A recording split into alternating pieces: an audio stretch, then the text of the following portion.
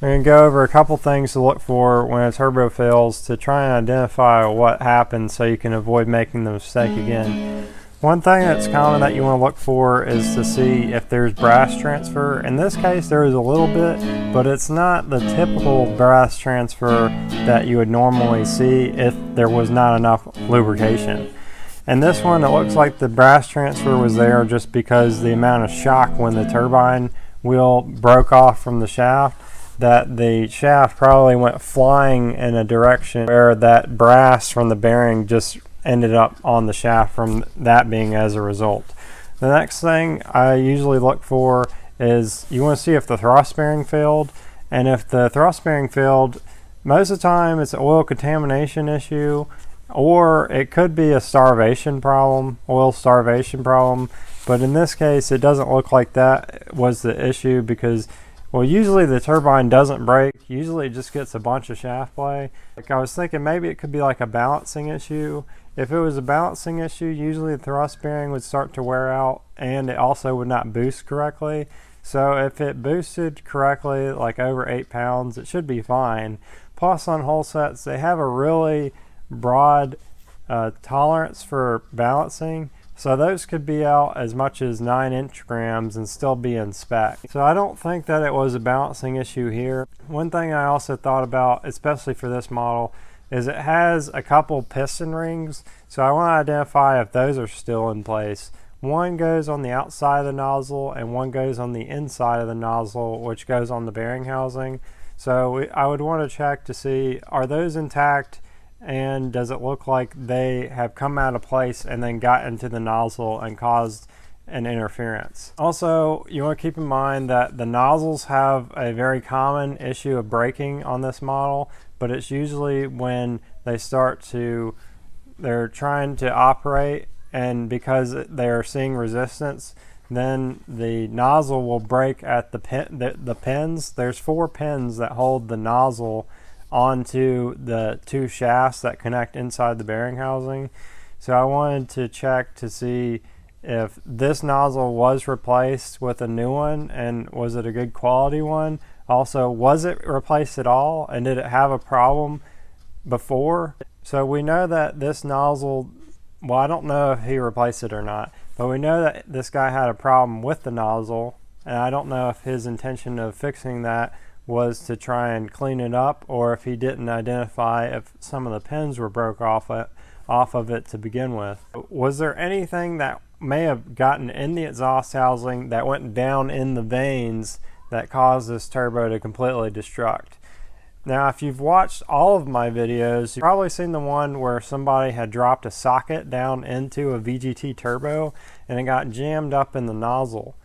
Now, most people don't really think about these things because they just assume that they did everything correctly, and then even if they dropped a socket, they just think that, well, I'll just buy another one.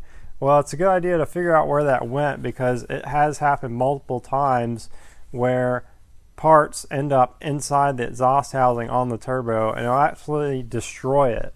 So in this case, you want to try and check for things like that. Another thing I would try and check for is, well, did the nozzle ring come out of the exhaust housing just randomly, or how did that really happen? So that is really hard, I think, for me to identify, because if you look at the pictures, you'll notice that the turbine housing actually got damaged when the turbine, well, I'm guessing what happened first was the turbine exploded and then basically went everywhere and destroyed everything. So it actually broke the bearing, or broke the exhaust housing where the retaining ring holds in the nozzle ring inside the turbine housing. In that case, and you can still see the ring is in the groove on the turbine housing. I don't feel like that nozzle ring was installed incorrectly, but you always want to just kind of keep that as a possibility. What I think happened is, it looks like to me that the piston ring is broke and fused itself onto the turbine shaft, which I think it did that at a high rate of speed. I think it was originally had a little bit of a bend to it, because you could see it in the picture, part of the piston ring seal that's still there on the turbine shaft.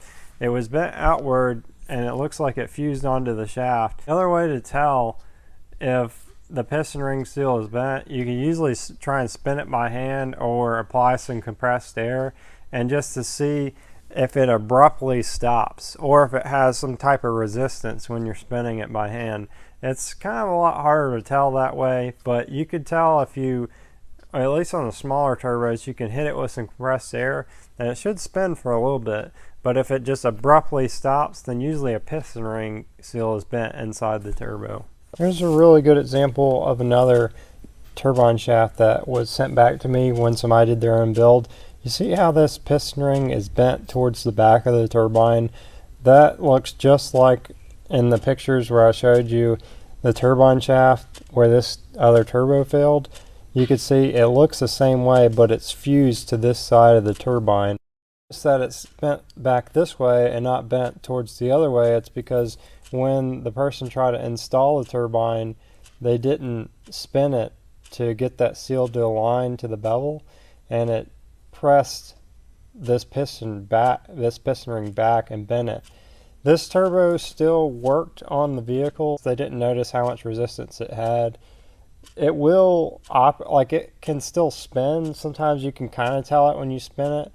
It's a little harder when it still goes to, it's a little harder to tell when it still goes together and the piston ring is bent. Like in some cases you can bend it and it just won't go in there. But in this case, you can see that this guy still got this to go in there and was running this on the truck even though it was bent like that. What I think happened with this turbo is, well, here's the whole shaft and here's where the piston ring seal is.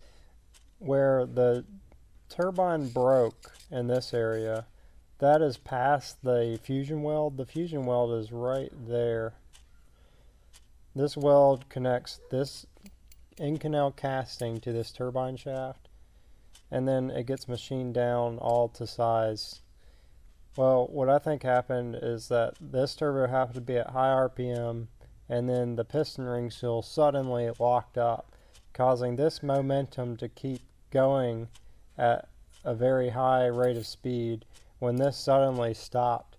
And this turbine, because it kept going, it couldn't stop quick enough as the rest of the shaft did. And because of the inertia, I think it just ripped the casting right into pieces.